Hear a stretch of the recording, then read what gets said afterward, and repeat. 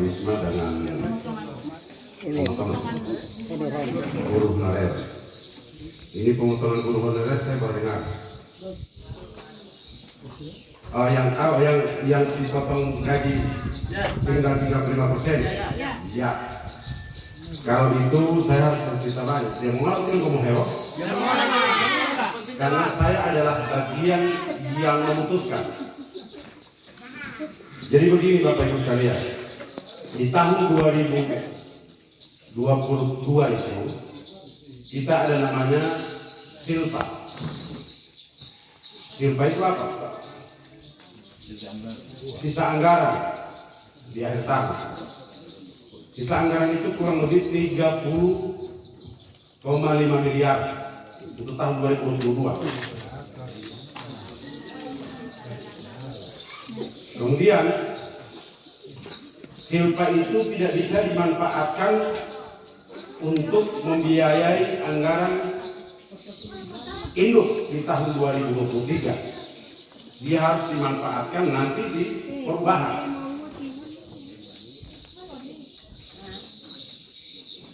$15 miliar yang semestinya kita akan bahas untuk pemanfaatan anggaran di tahun 2023 di akhir tahun itu. 30,5 miliar itu Silpa itu sudah dipakai untuk menutupi pembiayaan sebelumnya. Sisa 15,5 miliar. Ya. 15,5 miliar itu di tahun 2023 kita membahas 2022 membahas APBD induk 2023 ditetapkan APBD pembayaran gaji honor TPP itu 12 bulan termasuk dasar wisma dan aparat. Itulah yang saya katakan tadi. Tiba-tiba di perjalanan terjadi sebuah pergeseran yang masuk. Dari situlah muncul pertanyaan saya tadi waktu di pembahasan. Kenapa ini gaji honor tinggal 8 bulan? Padahal di tahun 2022 pembahasan APBD ini kami menganggarkan 12 bulan semua. Kenapa kurang 8 bulan? Semua tinggal 8 bulan, TPP tinggal 8 bulan, honor tinggal 8 bulan. Dilakukan pergeseran oleh pemerintah daerah tanpa pengetahuan kita DPR. Kita di DPR tidak tahu kenapa terjadi pergeseran. Ada kebutuhan yang mendesak. Kami bertanya lagi, kalau misalnya ada kebutuhan yang mendesak, kenapa tidak dilakukan perhitungan supaya tidak terjadi lagi keterlambatan pembayaran TPP honor? Selama berselangkan belum mulai dari bulan April itu sudah mulai tersendat-sendat pembayaran. Jawaban dari eksekutif melalui BKAD, mereka sampaikan begini, Pak Riko, belanja rutin kita itu 26,5 miliar, 4 miliar hingga kita ada kekurangan 2,5 miliar setiap bulan. Ini berjelas dengan pihak BKAD. Ya, saya paham terjadi pengurangan karena akibat dari alokasi dan peruntukan yang sudah ditentukan oleh pemerintah. Maka transfer ke daerah itu tinggal 24 miliar per bulan. Tapi kenapa Bapak Ibu DKAD tidak eksekutif melakukan pergeseran mensiasati untuk menutupi kekurangan yang dua dari keterlambatan pembayaran itu? Kenapa tidak dilakukan? Kalaupun misalnya tidak bisa dilakukan, pos APBD kita ini sektor pendapatannya bukan cuma dari daun saja. Ada sektor ada yang ditetapkan kemarin 65 miliar. Ada dana bagi hasil, dana bagi hasil pusat, ada dana bagi hasil provinsi. Kan bisa menutupi saya bilang. Tapi toh sudah dicercari pertanyaan seperti ini, mereka tidak mampu memberikan penjelasan yang sekarang tadi. Kita lagi Pak Robi. Di masa pembahasan APBD perubahan, kita bersepakat, kita hitung secara keseluruhan dari sisa 15,5 miliar apa yang kita butuhkan untuk pembayaran yang kita butuhkan di selama. Tiap bulan pembayaran honor itu dibutuhkan kurang lebih sekitar 4 miliar. Pembayaran TPP 3 miliar sekian. Dibutuhkan 7 miliar kali 4 bulan. Berarti kita butuh 28 miliar. Hah? 28 miliar dibutuhkan. Sementara silpa cuma 15,5 miliar. Kalau hingga bekerja, baik dua di antara teman-teman badan negara. Saya mau tahu dulu. Berapa SHT? Kemudian ditambah dengan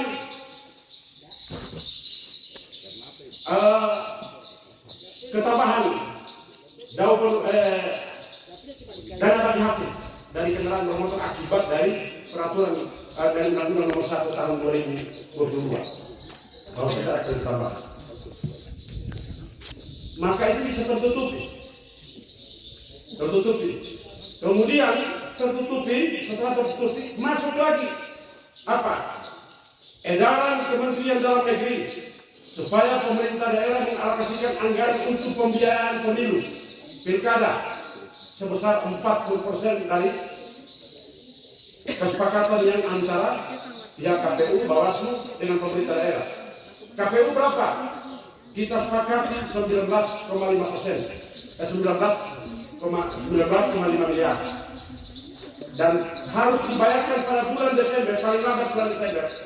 Satu bulan setelah penandatanganan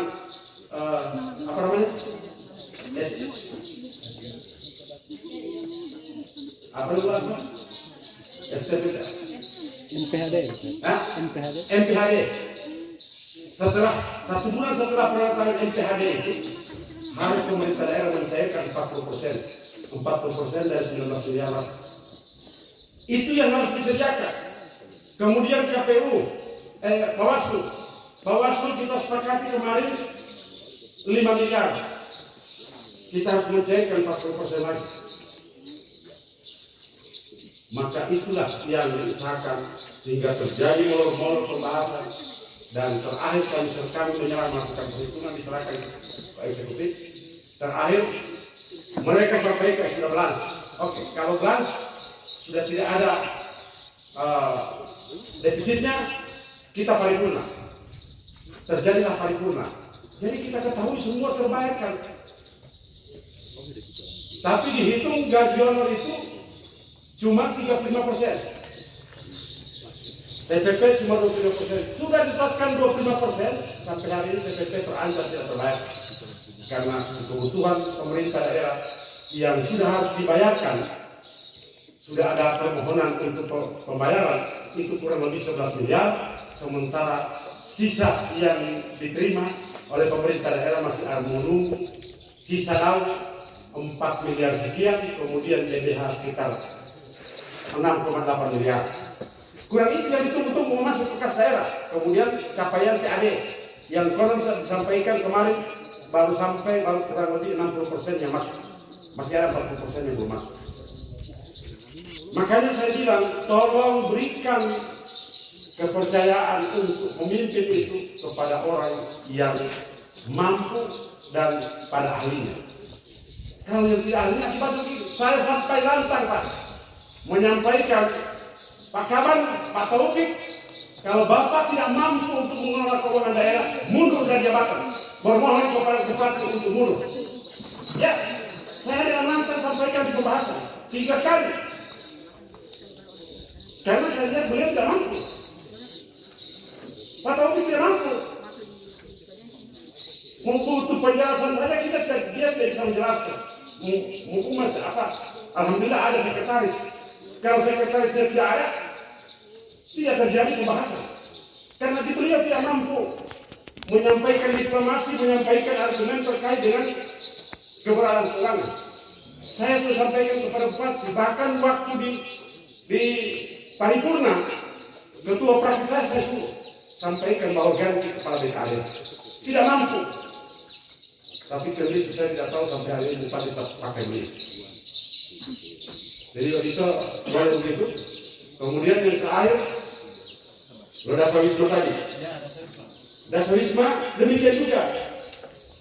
Saya sampaikan APBD kita sampaikan tidak ada dalam kondisi defisit. Artinya sudah teranggarkan 12 bulan. Kenapa tidak dikaitkan? Semestinya kemarin khususnya sampai setelah ditetapkan APBD perubahan sudah ditetapkan, semestinya anggota DPR panggil, ini sudah bulan November, kenapa tidak dibayarkan? Tapi saya mau tanya, kira kapan anggota DPR melakukan RDP, rapat dengan pendapat dengan tidak ada. Kenapa tidak dilakukan Fariko? Saya ini bersuara bagaimana? Sudah menyampaikan tolong RDP, panggil mereka. Tapi kan harus ada disposisi pimpinan. Makanya kuncinya jawabannya menangkan Partai Perindo di tahun 2024. Begitu juga. Ganti dulu. Ganti apa? Mengenai jalan. Kalau jalan itu apa? Itu memang itu adalah domain pemerintah provinsi. Tetapi sampai hari ini kewajiban pemerintah daerah itu menyiapkan RT kawasan RT RW-nya. Itu sudah dilakukan dan saya setelah berkonsultasi dengan Pak Kadis PU itu sudah ada desainnya.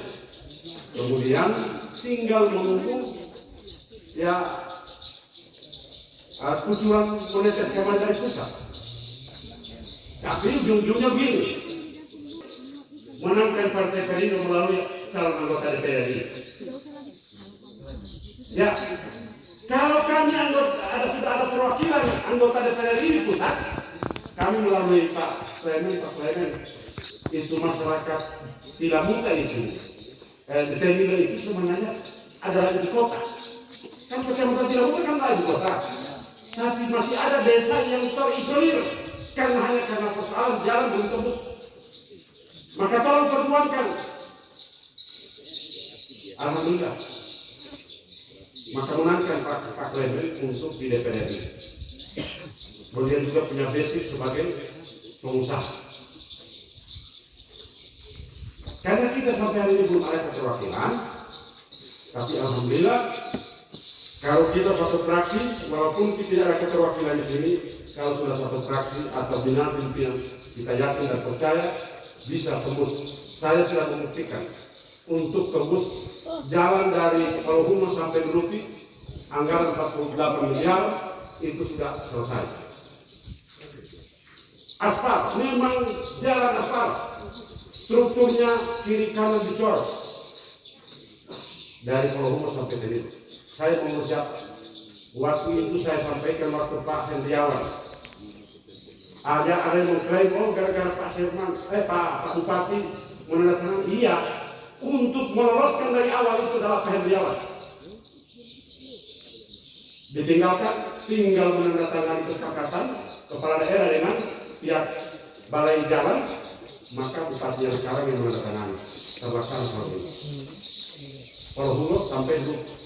Yang saya tunggu sekarang, yang saya sering gaungkan ketika saya berkabar balai sungai terkait dengan normalisasi pengaman sungai Merupi. Dan alhamdulillah kemarin saya berkunjung ke balai sungai kecil yang ada di Liboto, mereka sampaikan DED-nya sudah selesai, gambarnya sudah selesai, kurang lebih anggarannya kurang lebih sekitar 20 miliar untuk penahan sungai Merupi Tabong. Insya Allah itu bisa tercapai karena kalau sudah masuk DED-nya sudah selesai pasti akan tersentuh. Karena kenapa? Bisa ada juga yang dorong. Begitu Bapak Ibu sekalian. Maka saya minta kalau misalnya ingin seperti itu, berikan kepercayaan dulu kami Partai Perindo. Kalau misalnya kompositasi, pulau saja di daerah. kan semestinya kalau misalnya orang ibu satu wanita tertarik misalnya DPR menjalankan tugas, dia tidak dipandang buat awal yang terlalu. Karena orang pandangan DPR zaman pejuang, maka akan mulai gaji honor sudah ditetapkan jabatan. Kenapa tidak dibayarkan eksekutif? DPR juga diam, maka pandangan lima suara. Pengeluhannya siapa? Begitu yang terjadi. Maka saya minta Bu kalau bisa ke depan menangkan Partai Perindo Pak. Insyaallah. Jadi mungkin begitu dulu. Terkait dengan Dr. Putu. Hari ini saya akan berbicara dengan Kadis nanti sudah karena HP saya diambil. Saya coba komunikasi ke Kadis Kesehatan sama Ibu Sutri. Jadi sudah berapa lama Putu itu tidak ada dokter? Putu atau puskes ini? Putu. Kalau Putu ya? Rumah sakit apa? Puskesmas. Petugasnya berapa orang sih? Tidak ada. Hah? Tidak ada bidan. Tidak ada bidan, tidak ada perawat. Tidak ada. Ya loh. Tidak ada perawat. Ya. Terima kasih Pak Abang. Ini saya akan presiden juga. Saya akan bicara dengan Ibu karena saya bukan mitra saya itu kesehatan. Tetapi semua dinas tetap akan berhadapan dengan saya karena saya dari badan negara. Saya akan coba bicara dengan Ibu Kadis, Ibu Sutri, kenapa ini tidak diperhatikan, tidak ada perawat, tidak ada bidan. Jadi begitu ya, perubahannya, tidak ada perawat, tidak ada bidan. Terima kasih informasi ini, dan ini pasti akan saya suarakan. Jauh melewati tahun depan tidak harus dan jauh hari.